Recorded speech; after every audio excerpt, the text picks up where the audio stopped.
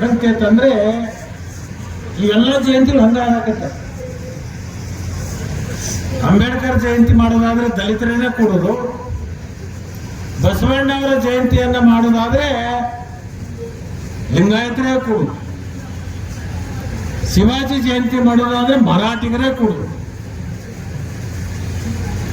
ಹಿಂಗೆ ಎಷ್ಟು ಮಂದಿ ಅದಾರಲ್ಲ, ಇವರೆಲ್ಲರೂ ಜಯಂತಿಗಳನ್ನು ನಾವು ಇತ್ತೀಚಿನ ದಿನಮಾನದಲ್ಲಿ ಅವರಿಗೆ ಚೌಕಟ್ಟನ್ನು ನಾವು ಕೂಡಿಸ್ತಾ ಇದ್ದೀವಿ.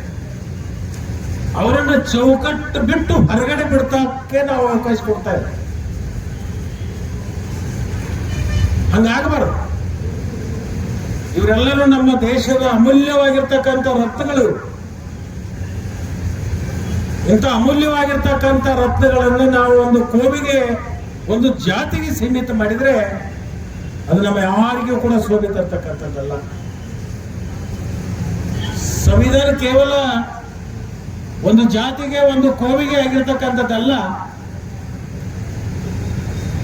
ಈ ಭೂಮಿ ಮೇಲೆ ಹುಟ್ಟಿರ್ತಕ್ಕಂಥ ಎಲ್ಲಾ ಜೀವಾತ್ಮಗಳಿಗೂ ಕೂಡ ನ್ಯಾಯವನ್ನ ಕೊಡ್ತಕ್ಕಂಥ ಸಂವಿಧಾನ ಎಲ್ಲಿದೆ ಅಂದ್ರೆ ಅದು ಕೇವಲ ಭಾರತ ದೇಶದಲ್ಲಿ, ಅದು ಬಾಬಾ ಸಾಹೇಬ್ ಅಂಬೇಡ್ಕರ್ ಕೊಟ್ಟಿರ್ತಕ್ಕಂಥದ್ದು.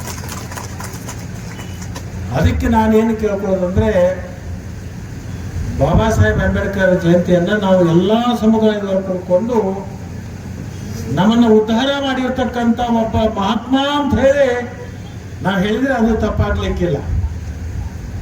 ನಮ್ನೆಲ್ಲರೂ ಉದ್ಧಾರ ಮಾಡಿರ್ತಕ್ಕಂಥ ಮಹಾಪುರುಷ ಅಂತ ಹೇಳಿದ್ರು ಕೂಡ ತಪ್ಪಾಗ್ಲಿಕ್ಕಿಲ್ಲ. ಅಂಥವರನ್ನ ನಾವು ಪ್ರತಿನಿತ್ಯ ಅವರ ಸ್ಮರಣೆಯನ್ನು ಮಾಡಿ ನಮಗೆ ತಲೆ ಎತ್ತಿ ಒಂದು